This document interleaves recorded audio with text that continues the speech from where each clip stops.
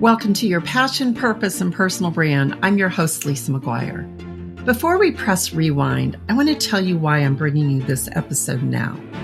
2 years ago, long before most of us had language for what we were feeling, I recorded a conversation about the Polycrisis. At the time, it felt like intuition, a whisper, a disturbance that only the most attuned people could sense. Looking back now, it was prophetic. It was a breadcrumb trail to season 5. Back then, I didn't know I was describing the very conditions that would ignite this identity evolution we're now living through. I didn't know I was laying the foundation for this book that I'm writing. I didn't know how many people would reach out saying, I've done everything right. So why am I stuck? Why does the old version of success suddenly feel too small? And what am I really here to do? This episode explains exactly why. You'll hear the early language of something we now understand with much more clarity. We're experiencing a breakdown of the systems that shaped us and a breakthrough of the people brave enough to reclaim themselves. So as you listen, notice what lands differently. Notice what you feel in your body. Notice the places where the truth inside you says, I knew this. Because if you're here, if this episode finds you now, you're not in the wrong season. You're in the rising. Let's go back to the beginning because the clues we needed were already here. When I launched season 3 a few weeks ago, I previewed the idea of having bolder conversations. Today, I'm going to have some straight talk, which I believe will maybe make you a little bit uncomfortable. It's going to challenge you to think differently, but I'd like to invite you to get curious and to be open to hear some new ideas. What I like to do is share what I see happening in the world today, and we know our world is full of disruption. But one thing I love about language is the ability to find a word that can capture the complexity of a concept. And the word I want to share with you today is polycrisis. Now, I had not heard this word before, so I looked it up in the dictionary. And according to the Cambridge Dictionary, the concept of polycrisis relates to the accumulation of compounding crises human societies are facing. So I want to share some things and some ideas of where this is really taking place. You know, our world was created with these systems that we have to keep us safe, and it all started in the Industrial Revolution. If you think about it, up until then, we'd been largely an agriculture society where we made our economies were really based on that and on handicrafts. But then when the Industrial Revolution came in, that's when we had industries with manufacturing and factories. And what happened is we were able to find ways to bring meaningful work to people. Well, we had to populate those factories. And so that's when we went to the education system. We trained students to sit in rows with their teacher at the head of the classroom where they followed the instructions, much like they would on the factory line. Then let's look at healthcare.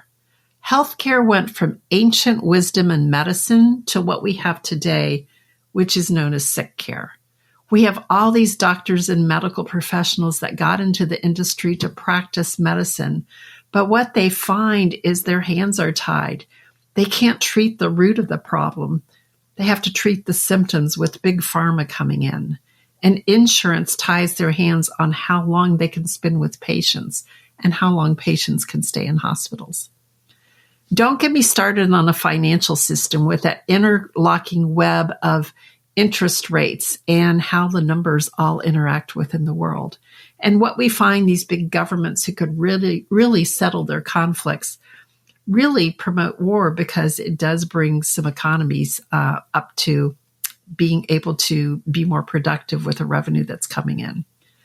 So what happens if we have people who feel like they were disappointed? What the life they were promised is not one that they've been able to live. We're told that hustle and grind and 80-hour work weeks will give us this life of fulfillment.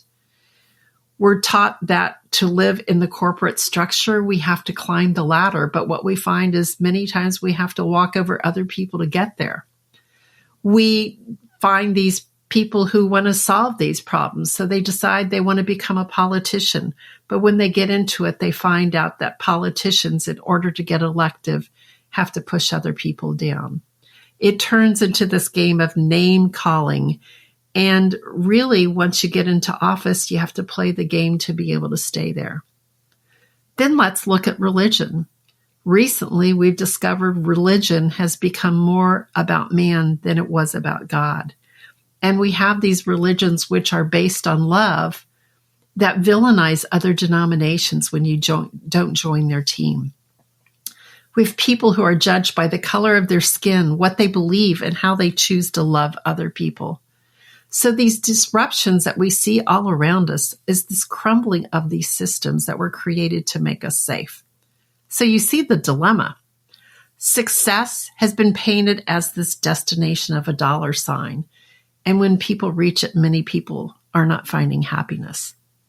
You could say we're in the messy middle of figuring this out. But here's the truth. We have created this tangled web of complexity that no longer works. And it's starting to unravel all around us. Now, I don't want you to think it's all doom and gloom. Today, I have more hope for the world now than ever. And what I've described, you may say, Lisa, what are you thinking? You've just painted this terrible picture. But what I know is when we get confused about what's going on, we go outside to look for answers. We read books, we listen to podcasts, we take courses, we seek advice from mentors. We go to people who we respect, and we listen to self-appointed gurus.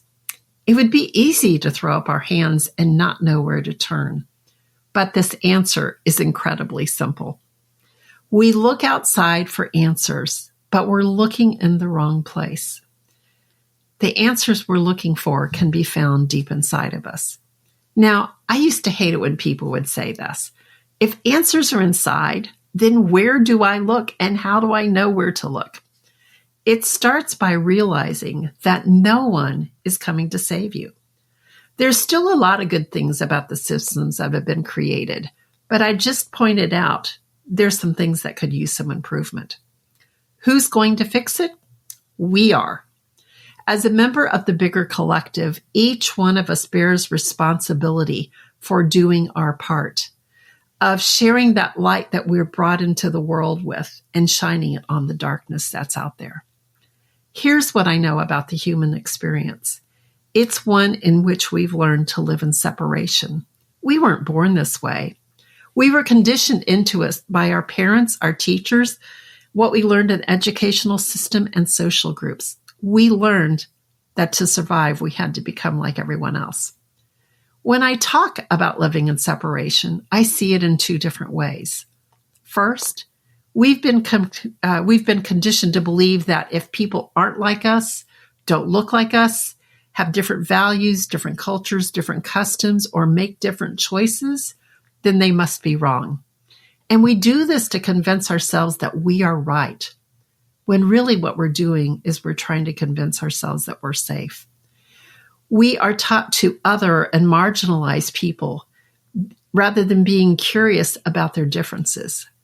And the reason we do this is because we're afraid. Here's what else I know about separation.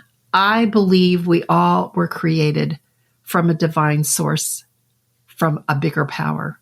Whether you call it God, universe, the divine, or source, what I know is that we came into this world as a baby full of love.